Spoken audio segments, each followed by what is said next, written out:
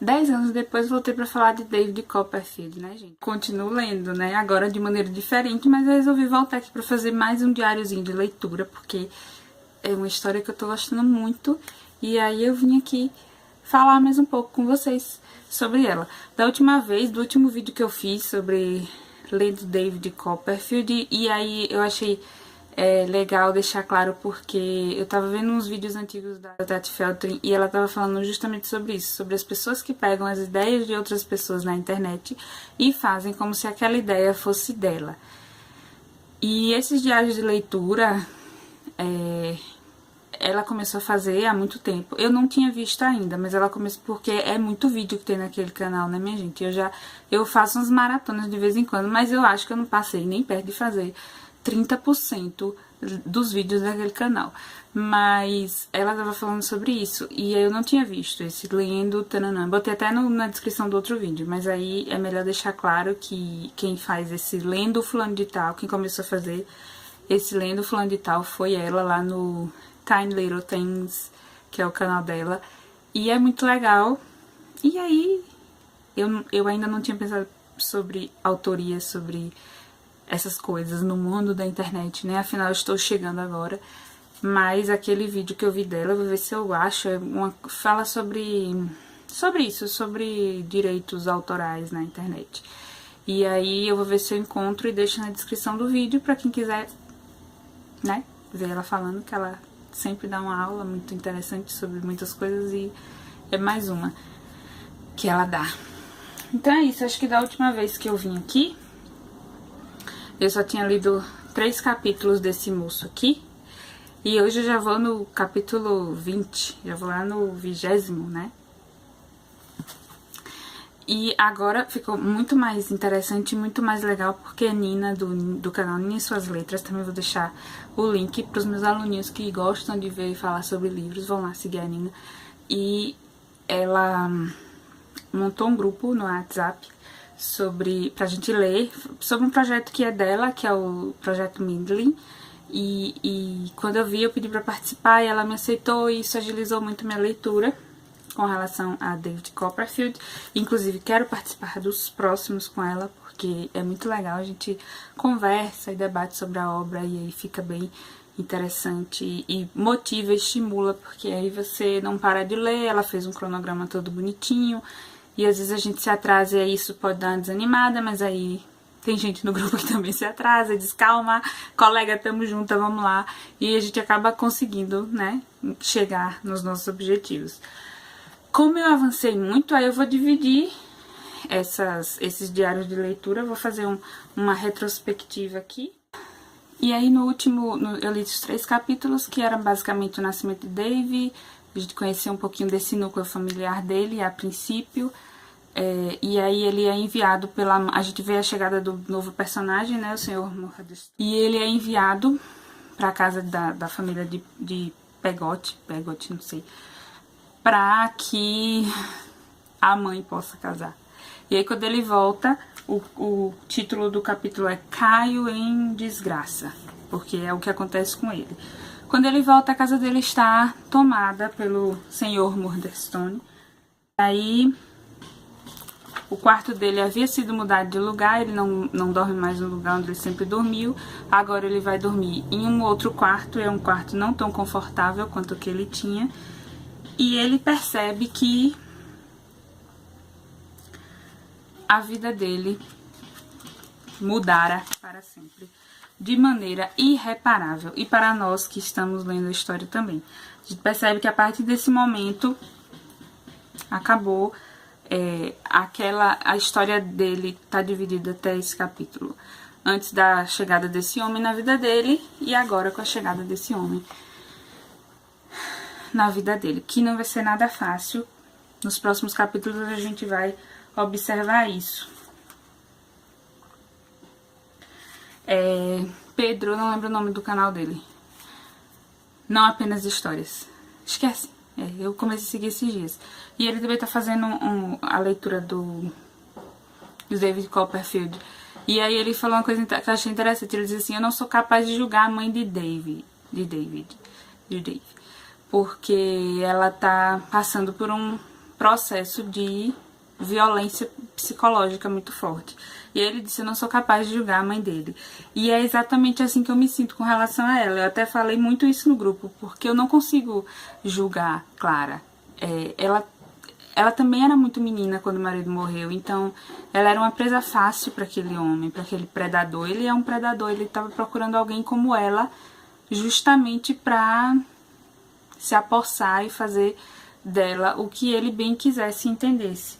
E quando o Dave volta, a gente percebe isso. Clara já está aprisionada. Ela já não se pertence mais. Ela já está aprisionada dentro daquele relacionamento. É um relacionamento extremamente abusivo. Ele abusa psicologicamente daquela mulher e, por consequência, ele abusa psicologicamente daquela criança. Eles resolvem que o senhor Murdstone vai tratar da educação de Dave e ele traz para junto dele a irmã também. E aí tem umas passagens que eu até grifei aqui. Eu botei abuso psicológico, porque é isso que acontece. Dave narrando como é estudar com ele. Ele tropeça numa palavra, o senhor Murdstone ergue os olhos. Tropeça em outra palavra, a senhorita Murdstone ergue os olhos. Fico vermelho, me atrapalho, com meia dúzia de palavras e paro. Acho que minha mãe me mostraria o livro se tivesse coragem.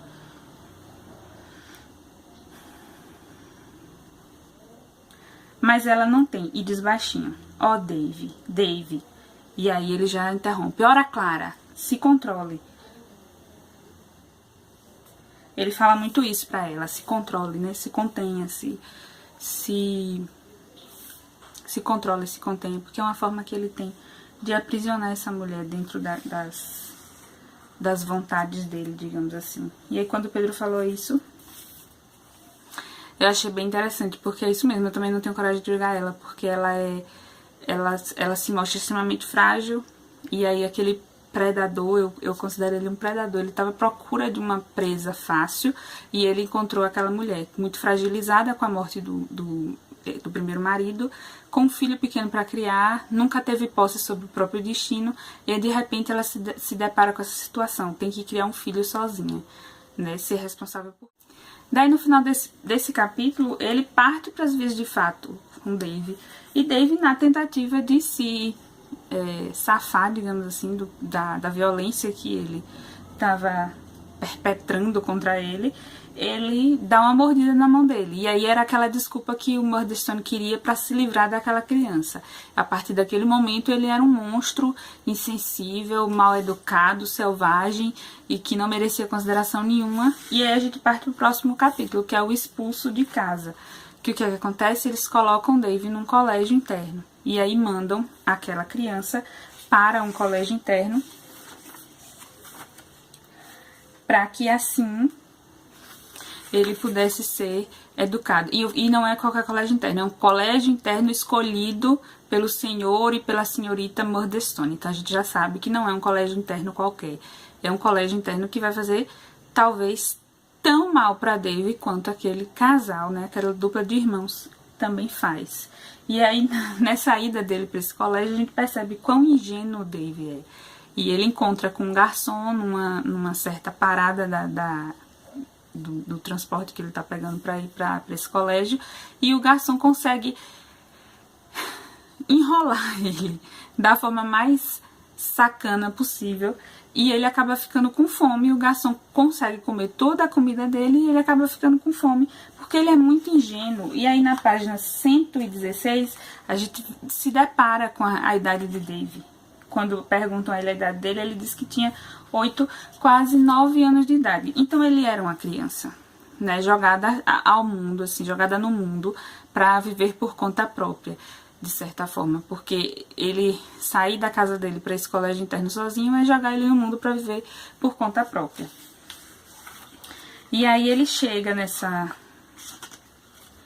nessa escola e os meninos estão de férias, então ele chega 30 dias antes do que deveria chegar, e as crianças todas do colégio estão de férias. O que é que acontece? Ele vai ficar lá, ele conhece um professor com quem ele tem uma certa afinidade, e ele vai ficar lá com esse professor durante esses 30 dias de férias dos outros meninos, esperando pela chegada desses meninos. E nessa escola, o dono dessa escola também não é uma pessoa legal e ele também comete abusos psicológicos com relação a Dave, que é a história da placa. Eles pegam uma placa e fabricam uma placa. Eles colocam uma placa em Dave como se fosse uma mochilinha. Para onde ele fosse, ele tinha que levar aquela placa até a chegada dos alunos, né? E o que tinha escrito na placa era: cuidado, ele morde. E aí ele tem que andar com aquela placa para todos os lugares que ele vai, receber os colegas com aquela placa, ou seja, ele estava sendo humilhado, né? Ele estava sendo sujeitado por aquele professor, por aquele dono daquela escola.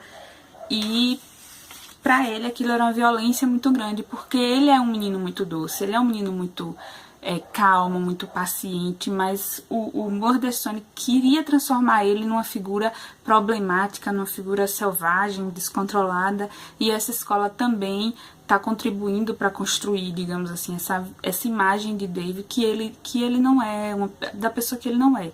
Porque ele não era assim, ele era um menino muito doce, muito amável, muito ingênuo até demais, coitado, né? Passou por poucas e boas.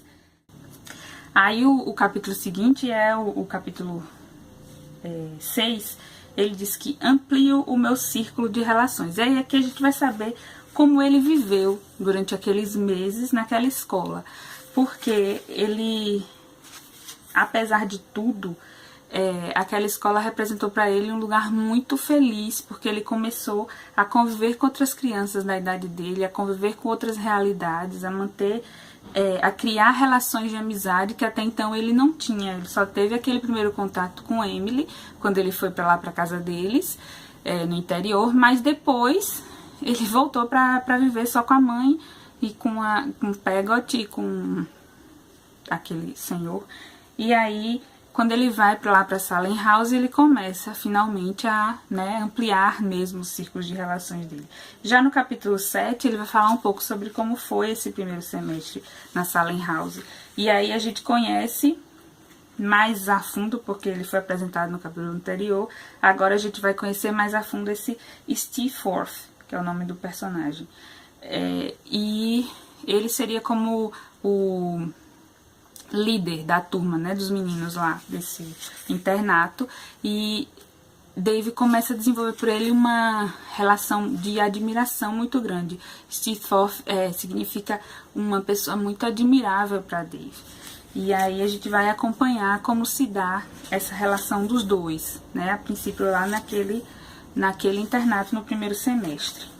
Não me cheira nada bem esse Steve Forth.